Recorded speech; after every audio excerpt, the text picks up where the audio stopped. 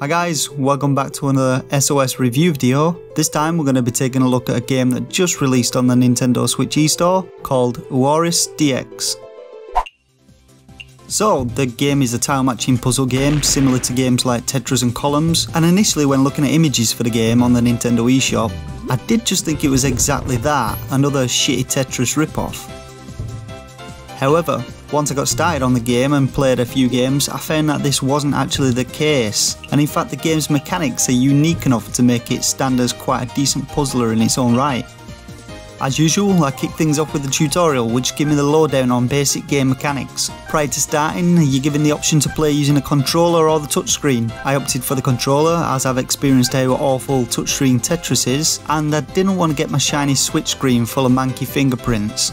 Similar to Tetris, various block shapes appear at the top of the screen and gradually make their way downward. Your job is to fill a horizontal line with blocks by rotating them into place. This then makes the rows disappear and blocks above them fall down to fill the gaps. You can also speed up the fall rate by holding down and can also hard drop them instantly to the bottom of the playfield. The tutorial also teaches you about the game's unique mechanic, which is where the similarities with Tetris end. In the game, each block represents a sea creature, each with their own shape, colours and a face. When you destroy a line of blocks which contains a face, this will also remove the rest of the block's body. This mechanic's incredibly important to master in order to get good at the game, and it's something I completely ignored after jumping into my first endless mode game. Now I consider myself a decent Tetris player, and so I thought I would have an easy time with this game.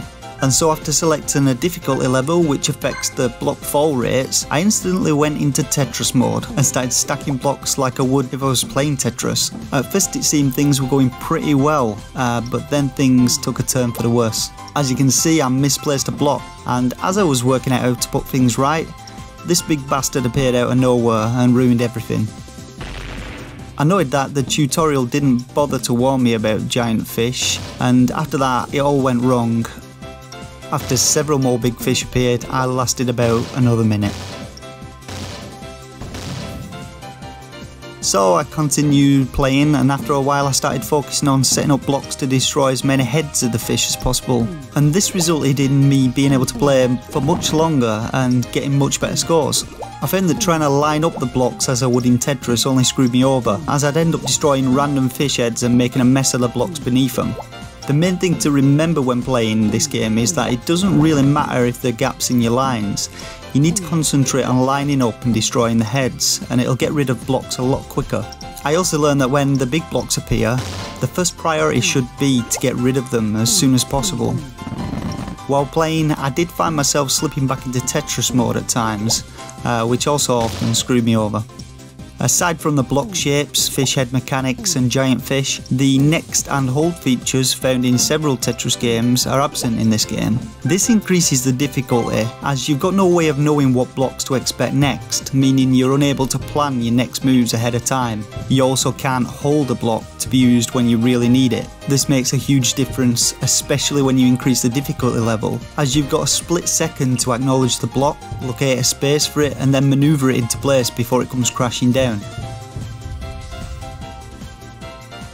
As well as endless mode, the game features two other single player modes. Time attack mode gives you 3 minutes in which to destroy as many lines as possible. The fall rate of the blocks is sped up as the timer ticks towards 0. If at any point any of your blocks end up in the red zone at the top of the screen, rows from the bottom of the playfield will be destroyed to drop them down, and the game will penalise you by deducting points from your score. With both endless and time attack modes, at the end of the game you can check your scores against the leaderboard. The third and final single player mode is mission mode, which tasks you with destroying a single block by ensuring its head is part of a destroyed row. There are 3 missions which increase in difficulty for each block shape, and for the most part these missions are pretty trivial, with there generally being only one correct solution. However, there were a few trickier missions that I required a couple of attempts at to complete. A lot of the mission solutions require you to perform a move similar to the T-spin in Tetris, whereby you rotate blocks through other blocks in order to pass through gaps that your shape wouldn't normally fit through. After completing each set of missions, you'll be rewarded by unlocking the shape in the picture book, where you can learn about the sea creature that the shape represents. UORiS has 2 different 2-player modes. These are Battle and Co-op. In Battle, you play against each other on separate playfields and get to select one of 3 rule sets. The first rule set is a standard survival rule, with the loser being the player whose blocks reach the top of the playfield first. The second rule set is a race to 20,000 points, with more points being awarded for performing combos and perfect clears. And the third rule set is another race. This time the winner is the player who manages to clear 10 lines first.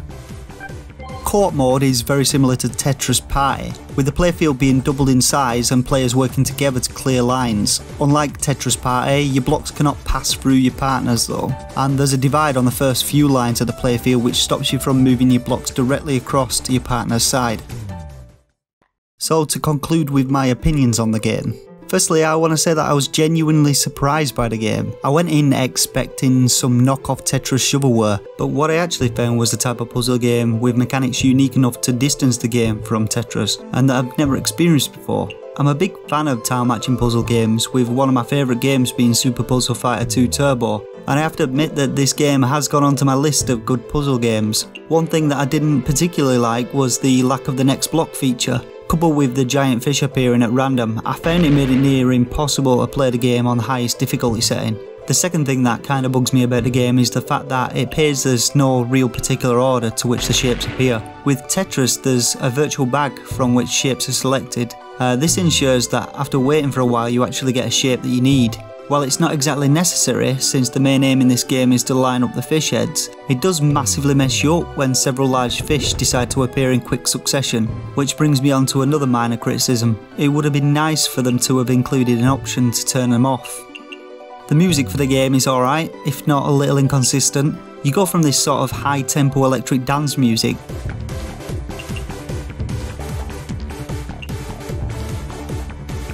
to gentle harp and string music in game.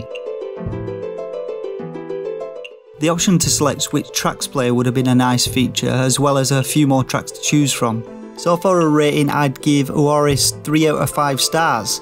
It's a great little puzzler, and I'd advise anyone who's a fan of these type of games not to be put off by the game's screenshots and go and give it a go. The game's currently on sale with 50% off until the 22nd of Feb. And with that guys, I'd like to say once again thanks for watching, hit the like button if you enjoyed the video, subscribe for future videos, and until next time, game on.